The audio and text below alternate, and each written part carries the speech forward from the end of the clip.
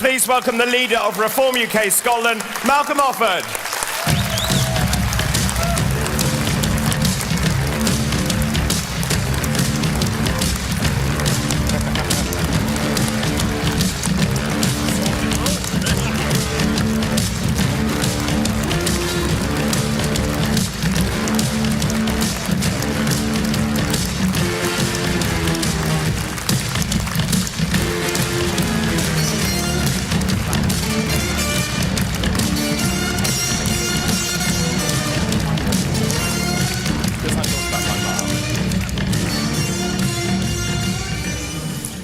Rowie, how lovely it is to be in Aberdeen, the granite city. But didn't Inverclyde look beautiful? The pride of the Clyde, right? Sunshine on the Clyde. I recommend it. That'll be the next tourism advert for Inverclyde Tourist Board. I'm very proud of my hometown, I have to say. And I do think that Inverclyde is a microcosm in many ways of Scotland. It's a mix of territory, of communities. It has affluent areas. It also has very deprived areas, full of creative people, full of people who have got still ambition and aspiration, but people who feel let down and left behind. And I sort of feel that Inverclyde, in a way, is a microcosm of Scotland, that if we can fix Inverclyde, we can fix Scotland. That's why I'm absolutely delighted to be standing there in Inverclyde. So, I usually come on at these moments and tell a joke, but I'm told I shouldn't be doing that anymore. But what I can do is perhaps link Greenock to Aberdeen, not least of all that my parental grandparents were Aberdonians. But a very famous quote from quite a famous football manager around here by the name of Fergie, Alex Ferguson, when he was managing Aberdeen in their pomp. And there's a very famous quote that he said that was as follows. He said, you know, manager of Aberdeen, and we won 4 league titles, 3 Scottish Cups, but we beat Real Madrid in the European Cup. The only team we couldn't beat was bloody Greenock Morton. How about that? How about that? So, look, it's great to be here. We are, 24 days away from the polling on May the 7th. And, we're doing well. We're sitting good. We're sitting in second place in the polls. We're sort of neck and neck with Labour on the average of the polls. I think they're pretty shocked about that. I think we feel pretty good about that. I think we're on the move. We've got momentum. And we're in second place in 54 out of 73 constituencies. So we have a real chance. So the thing that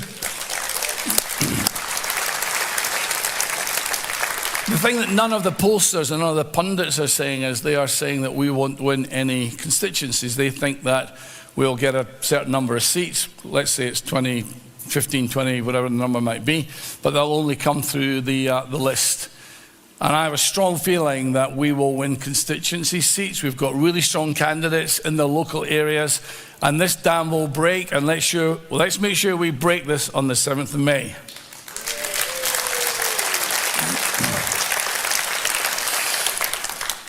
Now, I think that when I've been in the job now 3 months as leader of Reform, and my journey into Reform was very much based on the economy. It was as opposition spokesman on energy, to get a real understanding of what we'd done to ourselves over 14 years of the Conservatives. And of course, I don't need to talk to anyone in Aberdeen about that. The sheer madness of what we've done to a world-class industry, the fact that we're no longer dependent on our own natural resources, the fact that our energy is now 4 times more expensive than the US and 7 times more expensive than China, all completely self-inflicted. So that was one part of it. The second part of it was that within the Scottish Conservative Party, there was no ambition to govern Scotland. There was no programme for government. There was no set of policies. So that's why we put out a very comprehensive manifesto. And what is really interesting, I have to say, observing the last 2 or 3 weeks particularly, is how we are setting the agenda in this area.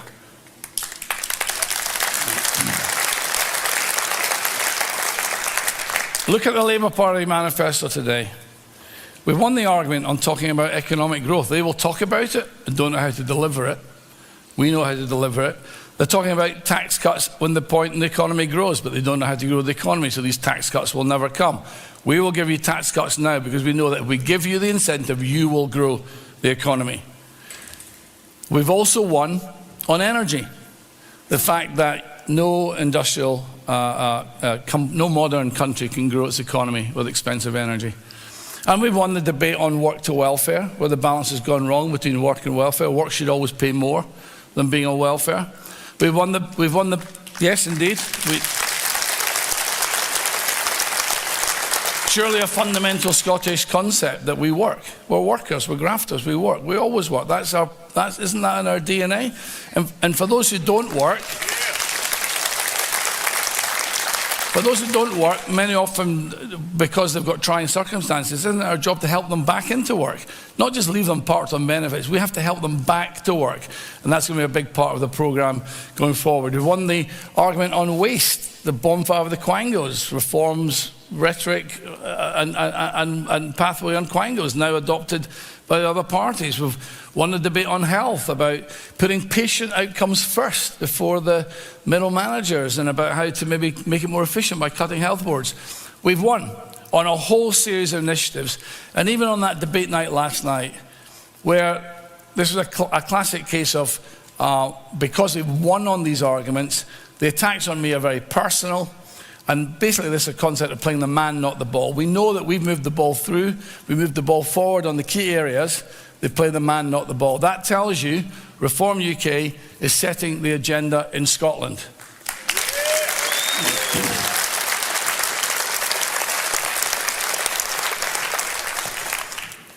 But the topic I want to focus on tonight is immigration. And I'm actually surprised for myself that I'm talking about this evening. I would not have predicted that this would have been my keynote speech 3 weeks out. I'm really surprised by this. And it's because when I joined, I knew that immigration was an issue, but I had a feeling that this was a much bigger issue in England and not so much in Scotland. Well, I've gone on a journey, and I've done what I always do in any issue. I go and look at the problem, and look at it honestly, and talk to people on the coalface to find out what's really going on. And I've been quite staggered by what I've learned. And because we're Reform UK, because we're authentic, we're honest, aren't we? We're honest. We're honest. We don't shy away from real issues in real communities with real people. And what I've learned in 3 months is this is a real issue.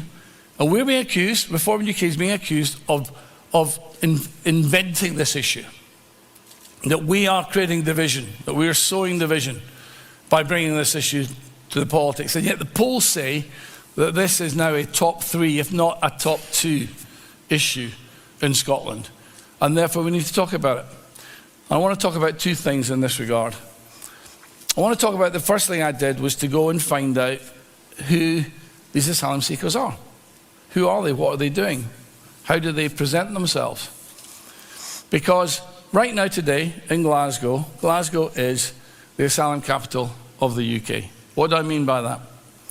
Glasgow has got 1% of the UK population, and right now is housing 6% of UK asylum seekers. That is costing in temporary accommodation £55 million per annum, which is the equivalent of 15% of council tax raised in Glasgow. Let me ask you this question. Did I say anything in that sentence that was racist? 1% of the population, 6% of UK asylum seekers, £55 million and 15% of council tax. What I said was, these are the facts. That is what's actually happening in Glasgow, because the SNP did something out of their self-virtue, as they always do, to make a difference between how it happens in Scotland versus England. And what they did was they cut the local connection rule, the concept of priority need for local people.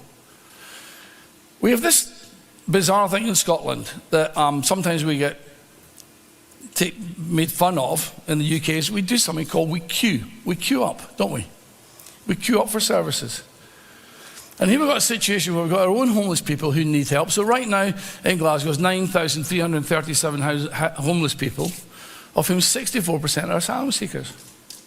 So that means about 3,000 of our own people are looking for a temporary accommodation, and are being pushed to the back of the queue by other people that come in front of them. That is not racism. That is not fair.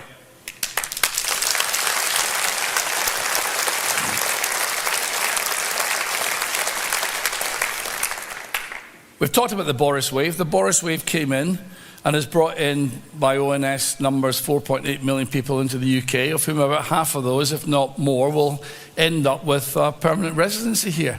It's just the sheer scale of the numbers that we just can't cope with. And Glasgow is taking the brunt of this within the UK scenario. And I met one or two of them. I met a particular chap from Kurdistan. On the night shelter, he's got 30 beds there. And in that evening, there were 2 local people that came in. There were 2 Scottish people in the hostel that night and 28 asylum seekers. This particular chap from Kurdistan had paid to come to be smuggled into the UK, came into the south of England, spent a year in Liverpool, got the indefinite right to remain, and then came to Glasgow because the deal in Glasgow is better than anywhere else. I asked him what he was doing. He said he was still at college. What were you doing at college? Where? He's still at college in Liverpool. How does that work if you live in Glasgow? Well, I go down there 1 day a week. Sorry? How does that work? And the reality is that I don't blame him at all. At all. He was very well groomed.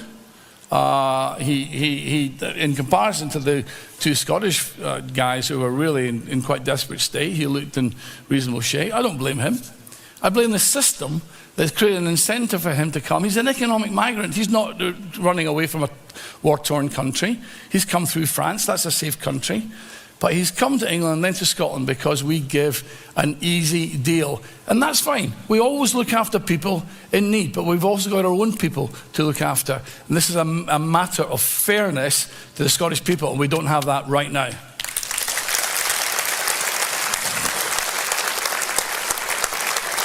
Now, the second area I want to bring to you is that I was approached a couple of weeks ago by some GPs in a regular Scottish town in the Central Belt. And they said, we want to meet you, Malcolm. Why is that? We want to talk to you about what we're seeing in our day-to-day practice in the health service. I went to meet them, and I was pretty shocked by what I learned about the pressures being put in this local town on GP services. Doctors explained to me this started about 2 or 3 years ago when a lot of immigrants came in the Boris wave to fulfill college courses. The local colleges were short of students and brought in a lot of college students. But on talking to them, they were very unclear what subjects they were studying, and couldn't really be clear about the courses they were doing. Very evasive, and had brought a lot of their family members with them. They then had the use of interpreters in the GP surgery, which caused a great deal of problem because the interpreters that are using mobile phones, sometimes quite remotely. And the issue with this was that the time it takes to deliver the healthcare service is double the time. So what was happening was this part of the community just newly arrived were having double the time required for GPs, and the GPs were having to phone local people to push back their appointments. Again, don't blame those arrivals, that's the system. But that's not fair. It's not fair on local people. And then they were presenting with a whole series of conditions, some of which we haven't had in our own country recently, whether it's TB, Hep C, there's a number of advanced pregnancy cases, there's a number of cases with HIV. And I'm going to just tell you, I'm just going to quote to you what one of the doctors said to me on the HIV. He said, I can think of at least 3 cases of this. He says, I've been duty-bound to refer these individuals to the local genitourinary medical clinic, where they're then entitled to treatment for HIV, which is a treatment called PrEP. This costs approximately £11,000 per annum per person, recurring for the rest of their life. Think of that, he said, think of the cost. Think how we have allowed people to arrive in our country unscreened for health on the basis of studying dubious courses, not even claiming asylum. Think of any other in the country where you go and get free treatment like that. Don't spend too long thinking about that, he said, because there aren't any. His quote was, the national service has morphed into international rescue in the minds who seem to be in charge. I don't tell you that with any pleasure or indeed any pride. I just have to report back to you what was said to me by a local GP who said to me, can you please raise this issue? People need to know what is going on. Do people understand, the politicians really understand that that is what we have created? And of course, GPs talk to their patients and find out what is going on. And he said, I speak to people all the time from all aspects of society. He said, I speak to people in housing who are appalled at the preferential way that immigrants are treated and allocated houses before local people. He said, I speak to local people whose lives are blighted by living in housing made unbearable by antisocial behaviour, in large part driven by immigration. He talked to letting agencies who tell of up to 20 migrants being stuffed into a 2-bedroom flat because someone has sublet the tenancy. TB, he says, on the rise due to bringing it into the country in the first place, and then living in squalid, overcrowded houses. Glasgow District Council has now got the most number of asylum seekers, and there's now a housing crisis. This is somebody who's been a GP for 35 years, coming to the end of his career, who's saying to me, this isn't right. We as doctors will always treat whoever comes to our door. We don't make any judgment on race or creed or colour. But do you understand that this is actually happening in your country? So there are 2 examples I've given you of where, by just going to meet the people in the community, and you might say it's anecdotal, but they can back up what they're saying in both cases. But what they're saying is that they are seeing on the ground real pressure in our public services when we know that there's a massive cost of living crisis in our country. Ladies and gentlemen, the Scots have always been incredibly generous and welcoming people, have we not? Have we not? Have we not? Have we not?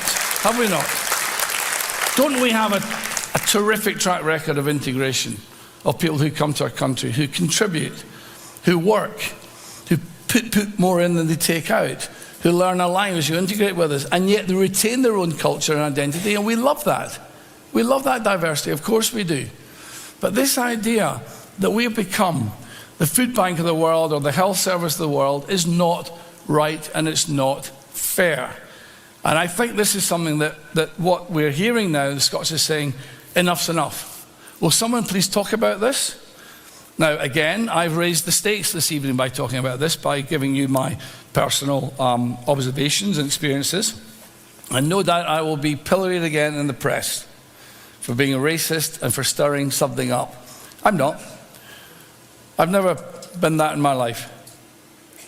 I'm reflecting back what I'm being told is happening in our communities, especially our working class communities. And they are at a breaking point, and this has to stop. We are the most generous and welcoming country in the world, but we need to look after our own people. And if we see, and the division that comes from this is the division in our communities which lose cohesion. The cohesion in the past has always come from controlled immigration, and Reform UK will always back controlled immigration. Skilled people who come here to help fill our skills gaps, we'll always welcome. But we have our own people we need to help back to work. We have 800,000 adults in Scotland who are economically inactive, of whom half we know want to get back to work. And we have to help them back to work. And if we give those jobs away to low-skilled immigration, we then cut off the rope ladder to our own people back to work. Surely as Scots, there's one thing that we pride more than anything else, is it not that we work?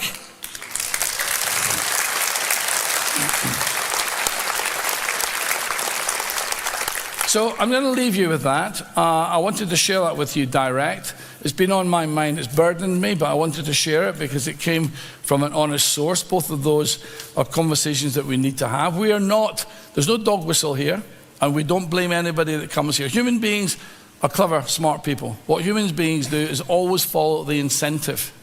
And the incentive we have right now is too high for people coming in. There's too many freebies and goodies to be had versus looking after our local people.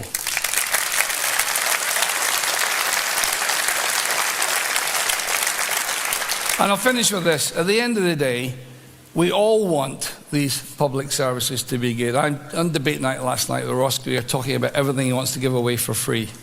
Okay? The Greens are very generous with other people's money, aren't they? You know? using other people's money to pay for freebies that they can't afford themselves. We all want these nice things, but the way to do this is to grow the economy, to increase the tax revenue. If we increase the tax revenue, we can pay for these services. And right now, our economy is not growing. Our economy is flatlining. It's less than 1% growth. Our economy should be growing at 3%. No question about it. And the one thing the left-wing politicians and the media just don't get is they don't understand what this means, how to grow the economy. What is the economy? The economy is all of you. You who go out to work, you who run businesses, you who do extra shifts, and we need to encourage you to do more and be more productive. And that's why we're going to change the tax system. We're going to bring it back from 6 bands to 3 bands to make it the same as England, and then we're going to cut it by 1p below. And what we know is that when we make you more productive, you will invest in your family, in your community, and then we will grow the economy. Then we can talk about the services we want to give people. We can talk about that, but let's grow the economy first. So thank you very much. Thank you very much, Aberdeen. And let's go forward towards May the 7th. Thank you.